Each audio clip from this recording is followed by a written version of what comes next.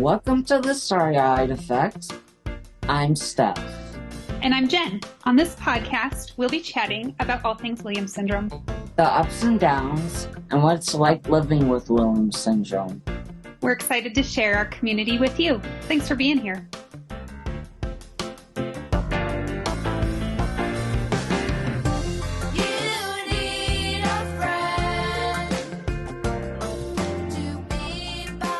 Hello, Brendan. Hey, how are you, Jen? Good. So you're on week 2 of co-hosting with me. Yeah, it's very full circle for sure. That's been really cool. Is it getting easier? Gradually. Yeah, gradually, I'm settling into it, it's been fun. It's kind of stressful. Yeah. Don't you think? It's a little bit stressful here and there, just trying to figure out the questions to ask and what topics to talk about. It's getting better every time. Yeah, we had some good conversations this week. Our first guest was, we know him in our community as Dr. Marty, but Marty Levinson.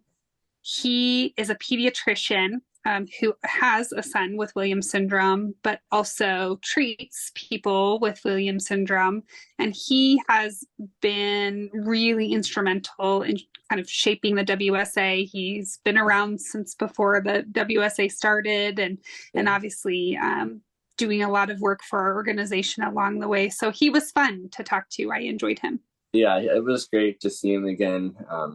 Dr. Marty and I were board members together and also on the research committee. So we worked together in the past. So it was really good to reconnect with him.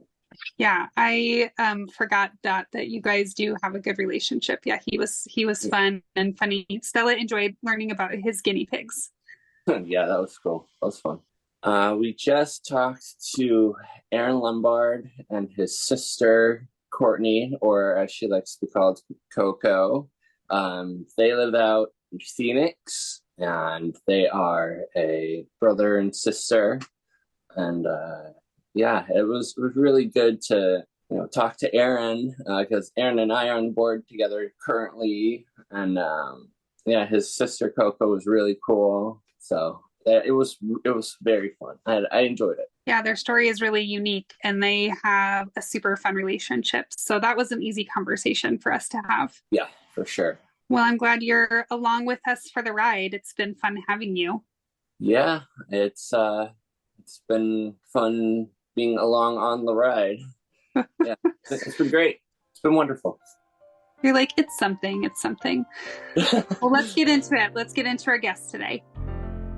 Hello, Dr. Marty. Hi. It's nice to meet you. And you too, Stella. Can you tell Dr. Marty how old you are? 12. And you were kind of excited to meet Dr. Marty today, right? Yeah. Yeah. You like doctor stuff. So I'm sure you'll have a host of questions for Dr. Marty. But can you tell him really quick before we start, who is your favorite pet in this house? My guinea pig. Guinea pigs. Gotta be kidding. My son Josh has 2 guinea pigs, and they are his favorites. What's your guinea pig's name? Bacon Bits and Pipsqueak. Awesome. That's great. We'll have to compare guinea pigs later on. Yeah. So just so you know, Josh, who is 43, named his guinea pigs after the daughters of his occupational therapist. That's how close they've become over the many years. Yeah. So what are their names? Their names are Manon and Jossie. Super cute. I knew that your son was a big guinea pig fan. So like leading up to this conversation, there's been a whole discussion about guinea pigs. So Dr. Marty, we are excited to have you on the podcast today. Brendan and I and Stella, our impromptu guests. For those of you, we know you, but for those of you who don't know you, can you just give us a little brief bio about who you are? Absolutely. So I go by Dr. Marty. Marty Levinson is my name. I'm a pediatrician in the Detroit area, and I have 4 sons, and the oldest of my sons, Josh, has Williams syndrome and is 43 years old. So I've been in the Williams business for quite a long time. And because of my experience and because of my interest, And what's become expertise, I consult with Williams patients all over the globe just because I can, and people have the ability to reach me generally through the WSA. So I have tons of experience. I teach medical students through Oakland University Medical School, and they're with me almost every week. And I usually tell them that I average one Williams patient a week in my office. Last week, by coincidence, we had 3 in a matter of 2 days. It just was a coincidence. So my students all get to see Williams patients, and Josh and I, for about 10 years, go to the medical school together, and we lecture the first-year students about Williams syndrome. So they all remember it because it's the first time they've actually laid eyes on a patient. Usually they've just been in lecture after lecture after lecture, and now they get to see a patient, and the first patient they get to see is a young man with Williams syndrome. I do the play-by-play, and Josh sort of does the color commentary, and every year it's different, as you can imagine. So Josh was how old when he was diagnosed with Williams? So he was just under a year of age. And this was a real odyssey for us because we didn't have the FISH test yet. There were no criteria that were the established criteria. We were actually, for years until we discovered the elastin gene location, we were trying to come up, when I say we, I mean researchers from all over the world were trying to put their heads together and define what is Williams syndrome. And in our odyssey, we actually had an experience where in a 2-week period, we saw 4 different specialists, 2 of whom said, I believe he has Williams syndrome, and 2 of whom said he definitely does not have Williams syndrome. So it was quite an ordeal for us personally, professionally. At that time, believe it or not, the literature suggested that there were probably no more than 100 people with Williams syndrome in the United States of America. So obviously we know that that is way, way, way off. They also, at that time, we had some very good geneticists who said, you know, just to be safe, you should assume you have a 1 in 3 chance of having another child with Williams syndrome, which was, again, totally false information.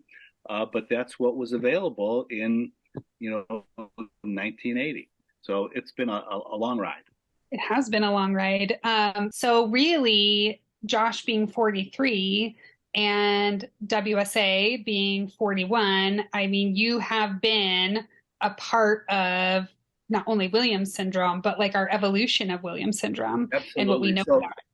We did a lot of research at the time. I just personally, this was pre-internet, obviously, and I just called up everybody who had published anything about Williams syndrome to just try to glean whatever information I could.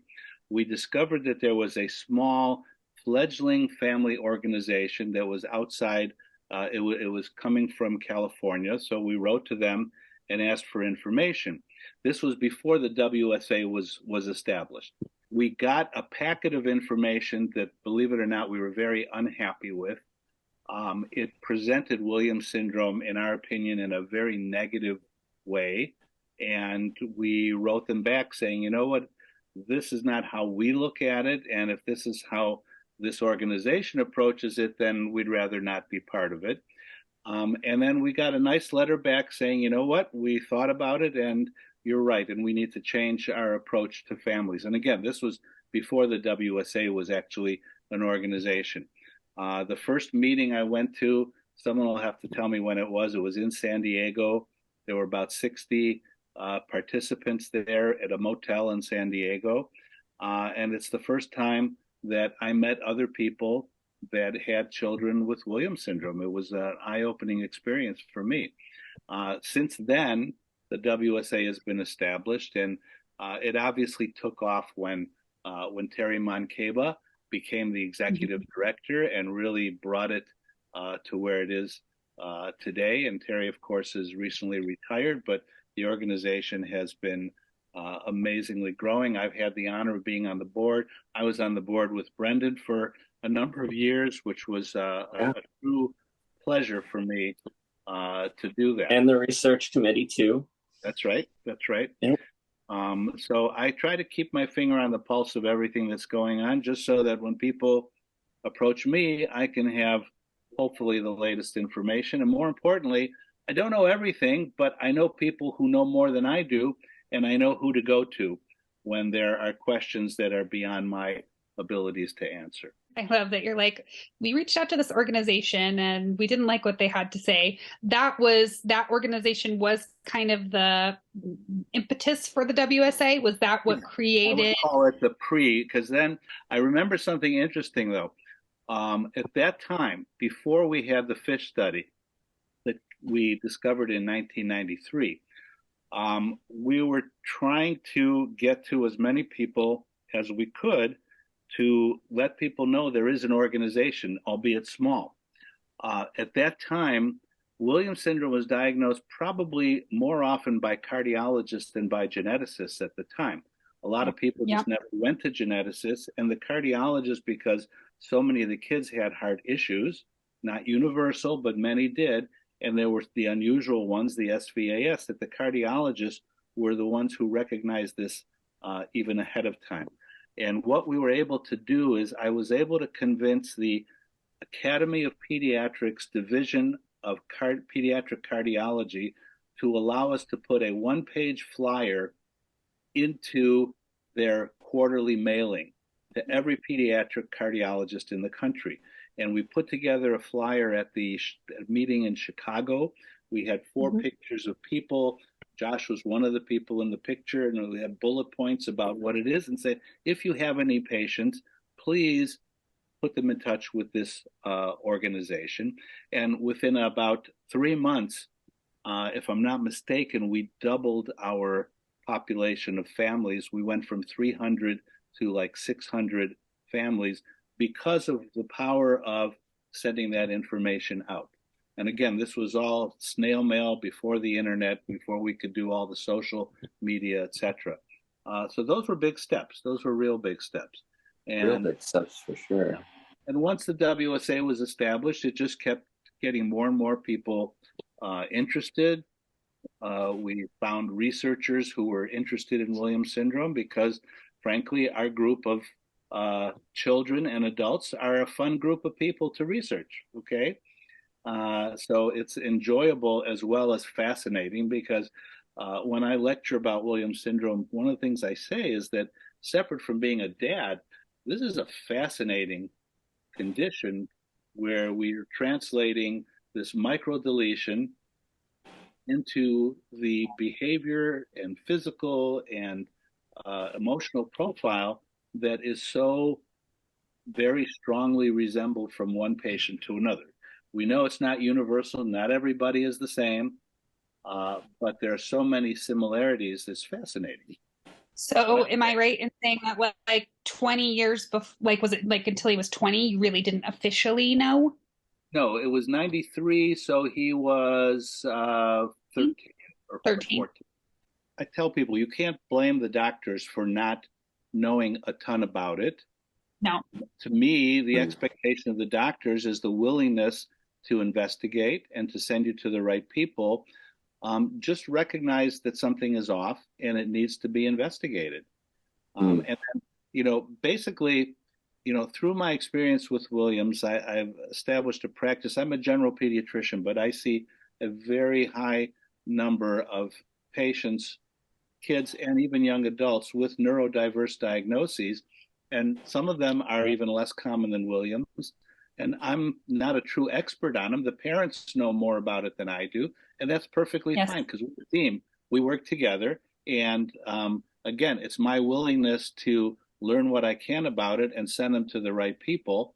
It's teamwork. Interestingly, I will share with you that when Josh was recently, unfortunately, in the hospital for a bad pneumonia infection, when we came in through the emergency room, the attending physician was taking a history, and I started to tell him about Williams syndrome. And he said, "Oh, I know all about Williams syndrome," which really surprised me. And I said, "How do you know about Williams syndrome?" And he said, "Oh, you and Josh came and lectured my class when I was in first year medical school." I didn't realize we'd been doing it that long to get from when we started doing it to go through all of medical school, all of his training as a ER resident to become an ER attending physician. So This is the impact you can have on people. Isn't it funny how the stars align sometimes like that? Absolutely, absolutely. So you probably, I'm guessing, you were really instrumental in the WSA, like helping develop that medical profile that people use for, like we have one that we gave to our general pediatrician, right? Because they didn't know anything about Williams syndrome. And so it's like, here. Those are really useful. I was involved with the first one that came out, I think, in 2001. I tell people all the time, print it up, bring it to your doctor. Your doctor will appreciate it. What kind of work are you doing today with Williams syndrome? You said you lecture, you and Josh still lecture quite frequently, but where do you see that heading? I mean, is the goal to continue to drive that awareness? Is it? I think there are so many goals. I mean, awareness is one. I mean, if you think about it, I don't know what the latest numbers are in terms of how many families are associated with the WSA, but if you think about it, statistically, there should be 30,000 people in the United States with Williams syndrome. So clearly, there are a lot of people who we've not connected with. Now, some of those people have probably never been diagnosed in the first place.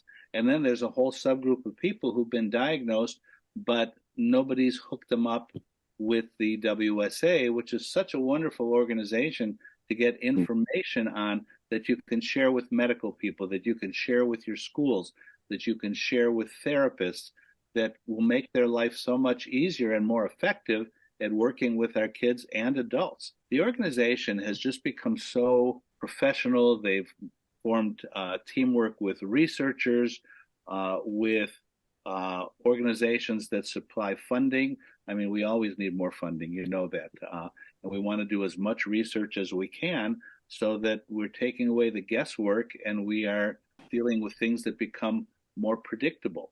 To me, knowledge is power. The more information you know about it, even if it doesn't apply to every single patient, it's still valuable information to go forward with. I feel supported as a parent because I have all of this information coming behind me that has been well researched, well documented, coming from people that are, smarter than me. And I feel like that helps whoever it is that I'm interacting with feel like I'm not just a crazy mom who's like asking them to do stuff that's like unreasonable for my kid. Well, you may still be a crazy mom. I don't know you well enough to know. But the reality of it is that this is extremely valuable because a lot of times, especially decades ago, parents would present information to educators and therapists. And at that time, the educators and therapists were a little reluctant to accept it because they said, I think this is just the mom and dad's opinion. And by dealing with the WSA and getting up-to-date information that is now readily available, you can present teachers, educators, therapists with the most effective way to work with our kids to get the best bang for all the effort that we put into it. I mean, the whole idea of early intervention is to get as much out of it as you can. And to families of younger kids, I will just say to you, I'm jealous that you have the advances in technology that you can take advantage of now that I wish I would have had when Josh was a youngster, that would have been useful in helping him. The other thing I'll say is that, the learning curve for Williams syndrome does not plateau. It keeps growing. Okay, so even into, adolescence and adulthood, I observe people picking up new skills. So you don't want to sell them short. You don't want to go to the other extreme either. You don't want to have blinders on that you don't recognize that your child or adult has issues that have to be addressed. But selling them short is very important to avoid. One of the problems intrinsically is that there's such a range of what's available in one educational system versus another. The other thing to point out is that even though there are so many similarities across the board, each child is unique. Yeah. So you can't just create a cookie cutter that says every single person with Williams syndrome has to go through this process. That's not to say that there isn't some information that's useful in that regard, but you also have to address the individual. For sure. I was diagnosed late when I was 13. So yeah, and the school aspect of it was pretty rough, especially with the special education part of it. I was doing special education and also in regular classes, and some of the teachers didn't understand. And so, like, if I would turn in work like a daily, I would get half the grade. I feel like I have to make a comment. Not every person with Williams syndrome is that busy, especially since the pandemic. Okay. Okay. And that's a real pitfall for many families is to, once your educational system is completed, what else are you going to do with your life? Yes. Strongly believe there's a place for everyone in our society if our society recognizes it and does the right thing. Okay, and doing the right thing means finding the right place for everybody. Luckily for our group of people, the Williams population, there are so many strengths.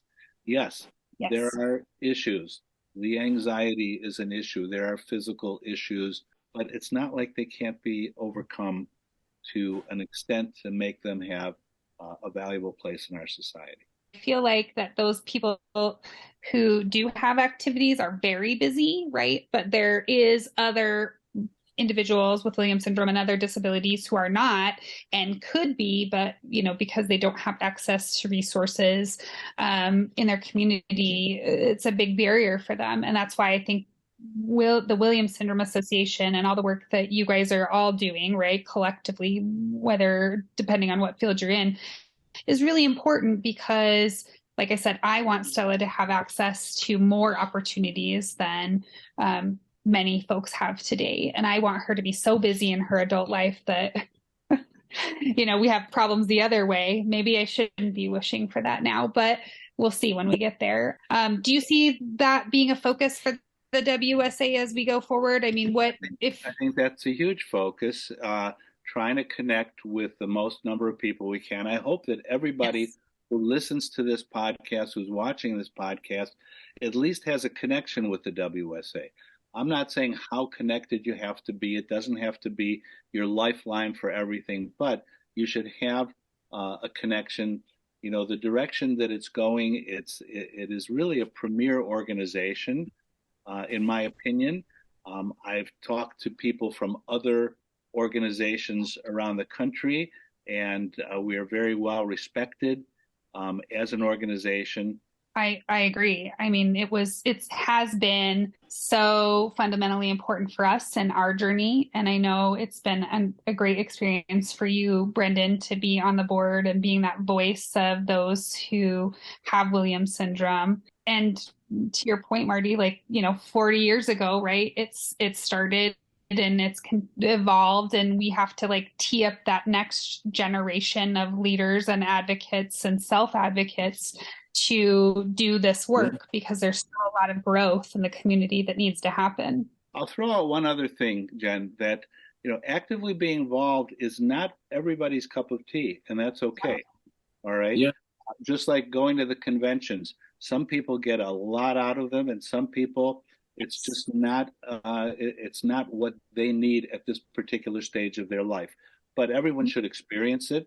Everyone should experience a convention just to see what you're getting out of it in terms of the knowledge that you're learning, in terms of the camaraderie. Listen, the reality of it is that all of us here share something that we would otherwise not share. Jen, you seem like a very nice person, but if we didn't have the Williams syndrome tied together, we might not really have any kind of relationship. And yet we have a very strong relationship, even though I don't know you. Right. Because of our shared experiences. But everyone should find out where it fits for them in particular. It's really cool what you and your son Josh do by going to the medical students and speaking to them, because I recently got involved with the Westchester Institute for Human Development, and they asked me to go to a medical college and speak to first-year students about Williams syndrome, and they didn't really know anything about it. So it was really cool experience. So yeah. That's awesome. We're all done with our podcast. What do you say when we're done? Thank you. Thank you. So maybe when I come to visit my son in Denver, we'll have a chance to get together one time. Yeah, you could introduce him to your guinea pig. All right. Want to say hello to Aaron and Courtney, and thank you for being on the show. And why don't you guys introduce? Yeah. Hi, I'm Courtney Lombard. Yes, I'm Aaron Lombard. Courtney is my sister, my only sister, who has Williams syndrome. We're trying to, get the timeline straight, but she was diagnosed roughly around 4 or 5, around that time. So we're originally from New Orleans and been in Phoenix. This is a quick version of it, but I'm in Phoenix now. I've been in Phoenix for 23 years, and Courtney and my mother have been here since 2018. Mm-hmm. Yeah. Cool. That's wonderful. So Coco, you were telling us, 45, you were diagnosed when you were a little itty bitty thing at 4 or 5. Yes, ma'am. Mm-hmm. Do you remember that process, or Aaron, have you heard about that? Because you were also little itty bitty, I assume. Yeah. From what my mother and father, from what my mother tells me, and my father, when we were a lot younger, when she was first born, we didn't know. I know there was some heart issues or what have you. So that was the first telltale sign. But we didn't. Williams was, had been recognized. It was so much in his infancy then. There was so much unknown. We didn't have the internet. We didn't have a lot of the resources we have. So it's my understanding that no one really knew. So a gentleman that my dad worked with, his daughter sort of figured it out, and we need to find her to thank her, because, we probably would have gone a very long time. Even though it's interesting, because even though we found out that diagnosis, we just knew a name. We didn't know anything else really besides the history of heart condition. We stumbled upon Williams, the association, in 2020. Yeah. So this is, I'm saying all that to say that this has been interesting, because this is all new this is new as in less than 3 years, when we were at the convention, which she has a shirt on right now with the convention, that was the first time known to us that she had been around any other individuals with Williams. At 45 years old, she had just turned 40. That's amazing. Well, Coco, tell us about your life growing up. You lived in New Orleans. My life growing up was very, very, very good. School life for me was good. I had a lot of homework and stuff like that. Yeah. St. Michael's was a school for special kids. I graduated when I was 22. Awesome. I read for my graduation. Yeah. You graduated from there, and then what did you do after? What have you been doing after school? Well, after I graduated from St. Michael's, I went to a center in Marrero, a center called Project Step. So she went there until 2018, and then got here. And it's kind of interesting story how we stumbled upon Williams, because then moving here, we ran into some challenges, which forced me to sort of get involved. Tell us. That's a perfect segue. Yeah. Yep. So my mom was coming to visit, frequently, and she's retired now. So she decided to, hey, you know what? We're going to come out here. So they've been out here since 2018. Mm-hmm. Well, everything in New Orleans was always taken care of. She was already in the system with the state. We never had to come out of pocket for any kind of programs or what have you. And then we get here. And again, I'm just assuming our mother's going to handle everything. She tried her best to. We just assume, hey, we just transfer paperwork. It's that easy. Go through this process of interviewing with state officials, or I'm drawing a blank on the term. Yep. And then they get to the last step. I'm not involved at this point. I'm like, okay, my mom has it taken care of. We get to the end, and it was the last person, right? It was the last person who was going to stamp off on everything with the state to get her to get the state to approve her going to a program. She had already met with people at the program she's at now. Mm-hmm. They loved her and said, you'd be perfect for us. Got to the finish line, and this individual says, nope, you're too independent. You can go there, but the state isn't going to pay for it. And so I started looking at different resources. Then I stumbled upon WSA, which was a whole new world for me. I was like, wait, what is this? I was excited that the convention was going to be here in 2020, but then it got canceled, of course, because of the pandemic. Right. Yeah. And then with that, I believe they started the Zoom calls or what have you. I got a membership, started the Zoom calls. And so now she does on Saturdays, she does the breakout Zoom calls with the Dream Team. They're called. Yeah. That is legitimately the highlight of her week. Yes. Every Saturday. Yes. Fun. I love it. I believe it. There are a lot of good people on the Dream Team for sure. Yeah. Are you on the Dream Team? People. No, He's not qualified. Okay. He's under 40. Yeah. I'll be 36 in August. Yeah. I'm not there yet, but I will get there eventually.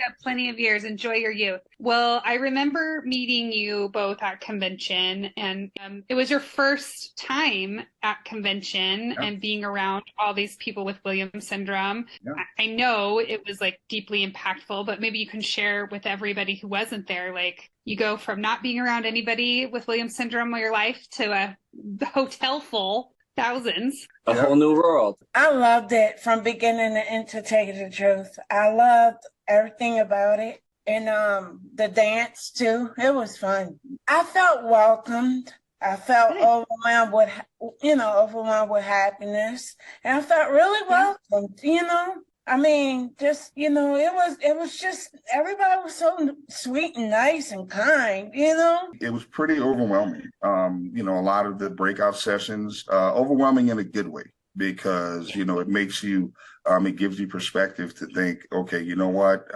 I really thought I was doing enough, but there's room for growth in everything, and we can do more. And so since then, we've had some conversations. It's interesting.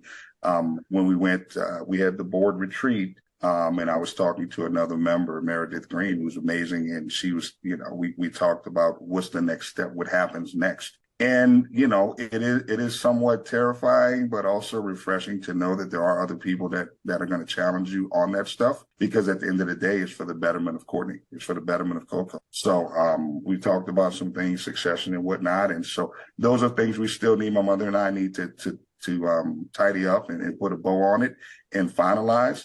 But without that experience at the convention, I would think that what we had was enough. And, it was brought to my attention that it's really not, that I need to do more. It's really amazing that we have this comprehensive resource. And now you're on the board. Yes. We suckered you in.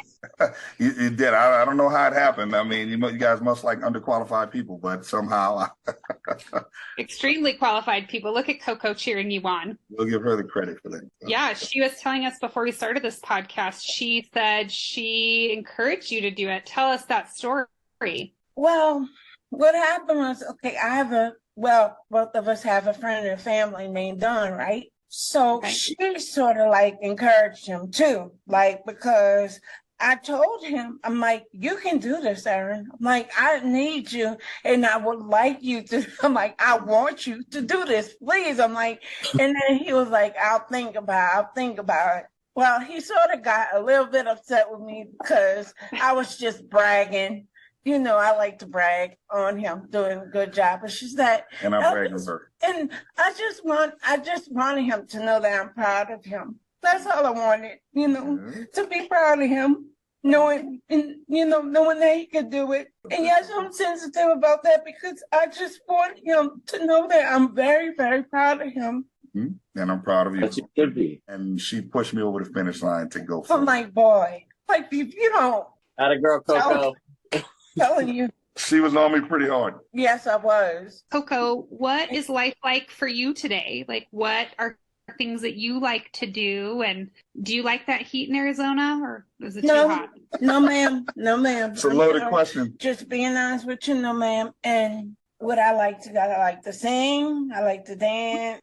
I like to talk on the phone. I like to go to the movies. I like to watch TV. A lot. And you are doing your program now? You guys are set up to do that, or it's still in process in Arizona? I go to a center like on Monday, Tuesdays, and Wednesdays, and Fridays. Yeah, so we the original center that she was going to, Excel here, she goes, we just paid. We bit the bullet and we needed. in all honesty, she had the toughest time adjusting here. She was out of her comfort zone. She was in New Orleans for 40 plus years. There's friends, there's family, so on and so forth. My mother was in heaven because she was around her grandbabies and whatnot. But to be honest, there wasn't much for Coco to do. So it just came, push came to shove, and it's like, we have to make a decision here. It was something that we could afford to do within reason. So she doesn't go as frequent as she did in New Orleans, as far as it was like a 8 to 3, 8 to 4, whatever. But she goes for a couple hours a day, a couple of days a week. And this center has been really good. I'll let her tell you about it, but it's been good for her because it gives her other experiences other than being cooped up in the house and not doing anything, not being familiar with Arizona. So she's met some really good people there. Mm-hmm. They're very nice and they're very kind. What's their name? Do you want to give them a shout out? Do you like them that much? Yes, I do. Oh, give them names. Hello, Miss Mary. Hello, Miss Helen. Hello, Mr. Matt. Hello, Mr. Matthew. Hello, Miss Latasha. Hello, Miss Michelle. And hello, Miss Unique. Oh, that's wonderful. What kind of stuff do you do? We go to the movies, we go bowling, we go to the antique store, we go to Walmart. What else do we do? We do crafts, we do, like, every now and then, like, we have, like, hot dogs and stuff like that. Like, they treat us to things like that every once in a while. I can tell you, I'm blown away, because I always have to ask, well, how's he going over there? And then my mom will always tell me that they go, they went and did this and did that. So it's way more interactive, I would say, outside of the center than in New Orleans. She just kind of went there and you guys did stuff every once in a while. Yeah. But here it is weekly. Yeah. It is a weekly thing where they're constantly doing activities, getting them out of the facility, which is a good thing. We wanted to be out. We wanted to be active. Yeah. And we go to the mall too. They do laps. They do laps around the mall. That's cool. Right on. Well, I think one of the things that you probably will learn as you get into this, I think one of the other things that you bring value and perspective to is that question mark. A lot of families have it, like my family does too, of like, I feel like when we first found out Stella was diagnosed with Williams syndrome, I was like, okay, we just need to like move to a place and then we need to stay there for the rest of our life, right? But now that she's like older, it's like, well, maybe like we don't want to stay here for the rest of her life, but then I'm scared, right? Because it's like, well, you create, and just like it sounds like your family did, right? Like you were very important part of that life in New Orleans, and then we pick you up out of it and take you to a whole other place. That is a very hard decision, process for a lot of families with Williams syndrome, not just yours. So I think what you'll find is you guys do get more settled in, and you get, you've only been there, what now, 5 years? Yeah, you go 5 in August. Yeah, I mean, probably like you're going to pick up a lot of things along the way, and you'll be able to share that perspective. Because right now I think about it and it's like scares me to death. I'm like, how could I even think, like, I've been thinking about this because Stella's 12. Like we either have to like move her now when she hasn't like, been here that long, or we have to like never move. That's how like, extreme I feel about it, because I just cannot imagine picking her up and moving her at 30 years old. I don't know what that'll look like, but people do it all the time. And you guys are an example of that. It's proving to be very successful. Jen, really quick, it's ironically enough, this happened within the last 72 hours. 48, okay. 72. Courtney and my mom went to New Orleans for 10 days for Mother's Day. Now, again, Courtney had a really, it was tough. It was tough in the beginning there, adjusting here. So the process with, and her, I want to go home. I want to see the family, this and that. Some kind of way the tide turned a little bit. Unbeknownst to us when they were there, she actually told my mom. What did you tell mom? I just wanted to come back. Like, I just felt really, really, I don't know, like for some reason I wasn't feeling well. I wanted to come back home I wanted Aaron I don't know what it was, but I don't know.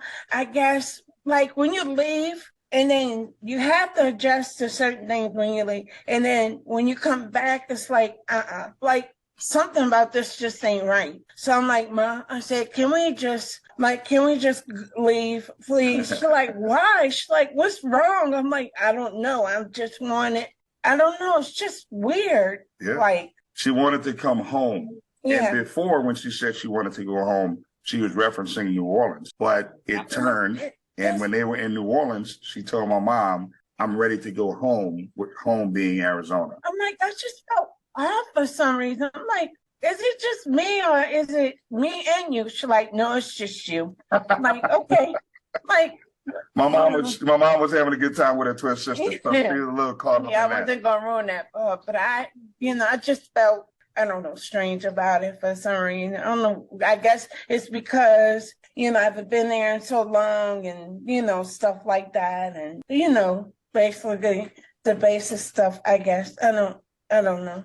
Yeah, I get it. Right? Yeah. I get it. Yeah. Because I started 8th grade in a brand new town, moved to a brand new city, was there for 15, 16 years. Mm-hmm. And then I've been in this house for almost 7 years. And it's still eerie, weird going back sometimes, Mm-hmm. Yeah. Yep. I can understand. But it was just strange to me for some reason. I don't know what it was, though. But I feel much better now, That's good. Do you guys live together? Do you live together? No. Somewhat. Well, somewhat. So I have two, as I mentioned before, I have 2 young kids. We're a split home. Their mother and I co-parent very well, and I have them half the time. So Courtney and my mom, they live about 10 or 15 minutes from here.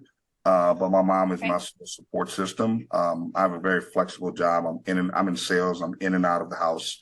And so my mother helps me out tremendously. My mother and Courtney help me out. Mm-hmm. And we're very fortunate. I have enough room to where they're here full time when I have the kids. So it's a situation where my house goes from 0 to 100 and 100 back to 0. A couple of times, so 1 week, 2 days, 1 week, 5 days. So as of right now, I got the kids Wednesday. I'll have them through Monday. So yes, we will be living together until Monday. And so that has been interesting as well, because you go from growing up together in the same house, a big gap of 20 years, 20, 25 years. Then all of a sudden you find yourself tapping back into your childhood, like when you were kids, with all of us living together. Yeah. Yep. And do you have a good relationship, Coco, with your, is it niece and nephew, nieces, nephews? Niece and nephew, one of each. Yeah. We get along and not get along, but that's just how it is, They like to mess with each other, and they're both sensitive. So whenever the other one is getting over a little too much, whenever one is getting over too much, the other one is like, I don't like it anymore. I don't want to play anymore.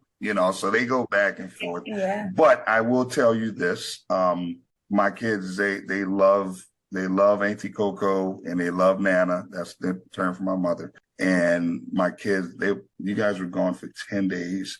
My kids took it very hard. They were, I have notes all over the house of them like, we miss Nana.